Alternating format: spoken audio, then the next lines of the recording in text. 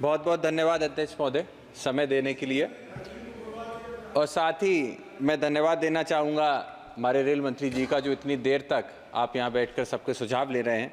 अध्यक्ष महोदय, मैं आपके माध्यम से मंत्री जी से कहना चाहूँगा कि मेरे लोकसभा क्षेत्र बदायूं के अंदर कई सारे हज़ारों की तादाद में ऐसे लोग रह रहे हैं जो खास करके दिल्ली एनसीआर के अंदर कई सारे व्यवसाय के अंदर हैं। चाहे हम टेक्सटाइल्स की बात कर लें, जीन्स और कपड़े की फैक्ट्रियों से लेकर जितनी भी रेडी की दुकानें होती हैं, वहाँ पे कहीं ना कहीं मूलतः बदायूं के लोग हैं। 70,000 से ज़्यादा के लोग हैं जो यहाँ पर रह रहे हैं। वहीं मैं आपसे आग्रह ये करना चाहता हूँ कि बदायूं से दिल्ली के लिए और दिल्ली से बदायूं के लिए एक रेल सेवा की मांग लगभग 10 से 15 सालों से की जा रही है। फाइल काफ़ी आगे तक बढ़ी है। अगर आप अपनी निगाह उस पर डालेंगे तो निश्चित ही वो सेवा बदायूं को एक बड़ी सौगात के रूप में मिल सकती है।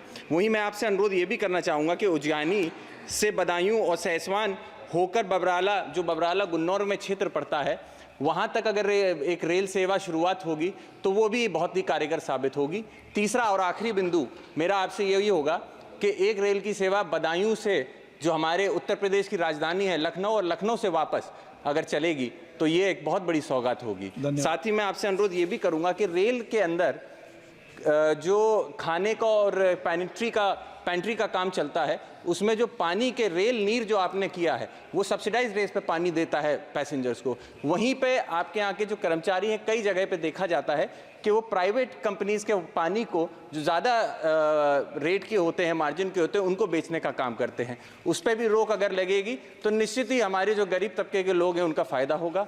और अंत में यही कहूँगा कि मैं काफ़ी देर से आपको देख रहा था, कई समय पे आपने अपने कलम को उठा के, जो आपके सामने डायरी है उसमें पॉइंट्स को नोट किया है।